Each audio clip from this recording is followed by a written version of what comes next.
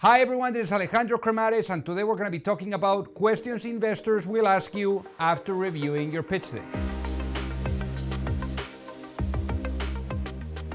So before we get started, make sure that you hit that subscribe button, and this way you will never miss out on any of the videos that we roll out every week. So there's a lot of work that goes into putting your pitch deck together. You really want to put the best foot forward. So in today's video, we're really going to be covering every single thing that is really critical when you get in front of investors, when you are getting asked all these questions, and when you need to address those questions and concerns in the most powerful way. So again, we're going to give you this actionable step-by-step process with all the insights. And with that being said, let's get into it.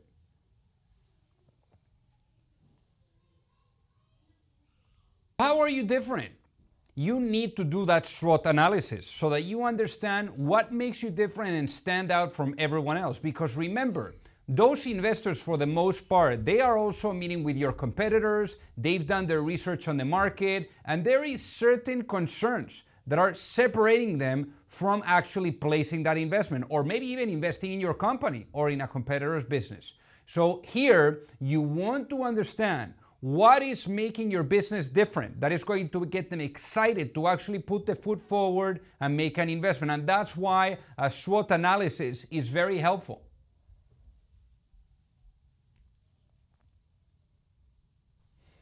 They could also ask you about a time where things didn't pan out the way that you intended them to be or the way that you expected them to be. And essentially, what this means, or what they want to see, is how you are able to execute over time. Because at the end of the day, you can have the most amazing idea, but idea accounts for 5%. Execution accounts for 95%. The market is going to be throwing you obstacles, and you're going to need to be good enough to adapt to those obstacles. And for that reason, your skill set, your expertise, and how you're applying those to execute on perhaps your 18 to 24 month roadmap is going to be absolutely everything. So here you want to know about maybe like a previous experience or event that happened that you can actually walk them through it, how you thought it was going to go, how it ended up going, and how you actually put a correction in place so that you could actually get to a positive outcome.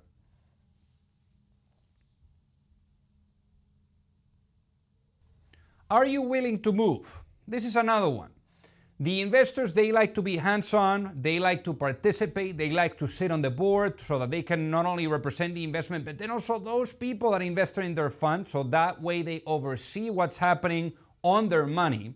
So they're going to want to be on the board, they're going to want to help you to perhaps bring their network, whatever that is, but help on the strategy that is actually going to be then executed by the management team and the team.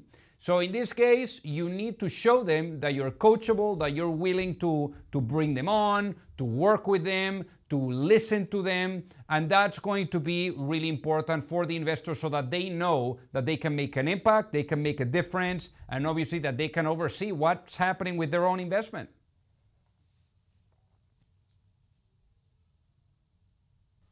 What do you want to do with this? That's another one, because your why is everything. In first place, why did you come up with this idea? How did you come across that frustration? How did you think about bringing that frustration to life? And in a world where you could switch it off and switch it on back again, and you were 5 years ahead of time, what does that world look like? What does that world look like if your vision was fully realized? And you need to walk the investors through that with the same colors that you're having in your own mind. So don't be afraid to walk them through that why, and to again help them see that future with the same colors that you're actually painting in your canvas inside of your own mind.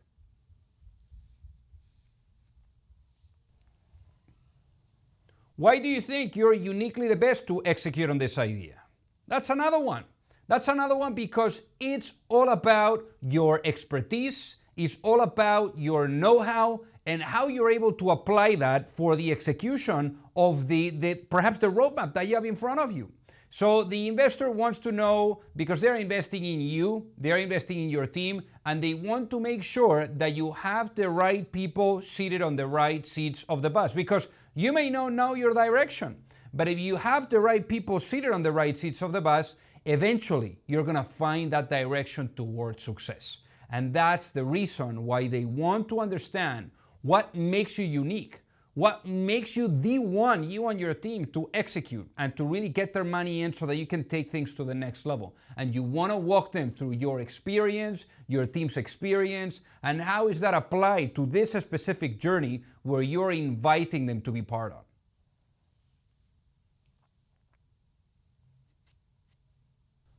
What is your marketing plan? This is a tricky one, because typically people, what they say is, well, we're gonna be using Facebook ads, LinkedIn ads, Google ads. That's the typical thing. Anyone can do that. Even a monkey can actually raise money to really deploy it in those type of channels. You want to be able to show the investor that you have something unique and a unique channel that you have access to. It could be business development deals. It could be, maybe you've developed an expertise on SEO or content. Something that organically is going to attract the customers that are interested in your product or service without having to put a substantial amount of money in order to deploy.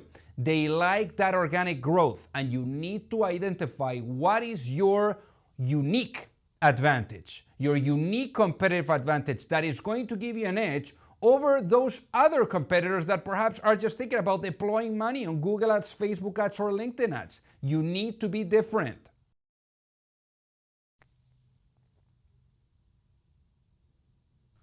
Who needs and must have your product or service? At the end of the day, as human beings, we only have a certain amount of time and a certain amount of attention to use certain things, or buy certain things. So you want to walk the investor through the actual reason why customers really need to have either your service or your product for whatever problem that they're coming across. And you need to walk the investor in a very clear way as to what that looks like, what is your addressable market, and how you're gonna be getting in front of these.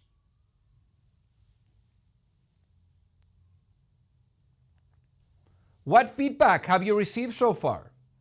Many entrepreneurs make the mistake of just having an assumption, having an idea, thinking this is gonna work, this is gonna be beautiful, and then they put it to market and then it's a flop. That's why you don't want to build based on assumptions, your company. You want to build your company based on data that you're capturing from either customers or potential customers. Never think about launching an initiative without capturing those data points, whether it is via a quantitative approach, where is data that you're getting from the usage of your product or your service, or a qualitative approach, which is essentially you getting on the phone with all these people that are customers or potential customers. So this is essentially your time to shine. This is your time to walk the investor through all the great data points and the feedback that you have been receiving from your customers or potential customers that are waiting to purchase your product or service.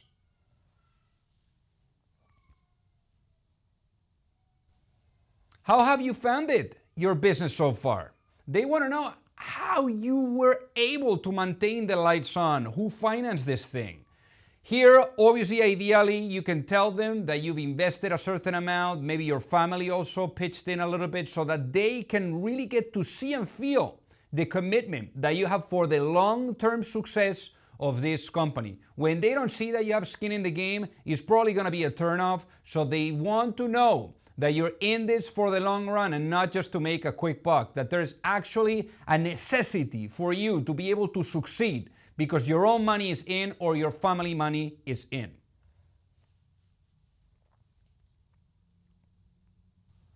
How many months of runway do you have? And this is essentially a question where they want to know, because runway is how much time do you have for the business as a plane to take off before you're actually running out of runway and you're gonna go and crash. Now, here, essentially, typically, you wanna give yourself anywhere between 6 to 8 months of runway before you're actually engaging with investors. I mean, when you have less than 6 months, clock is ticking, they're gonna be probably negotiate you down, pull some tactics that are not really nice. So the more you have, the better. the better for your conversations. Now, I think that you never want to hide, the runway that you have. You always want to have integrity and honesty and just come across authentically, like with whatever that is, whether it's 3, 4, 5, whatever amount of time that you have left with money in the bank to cover costs.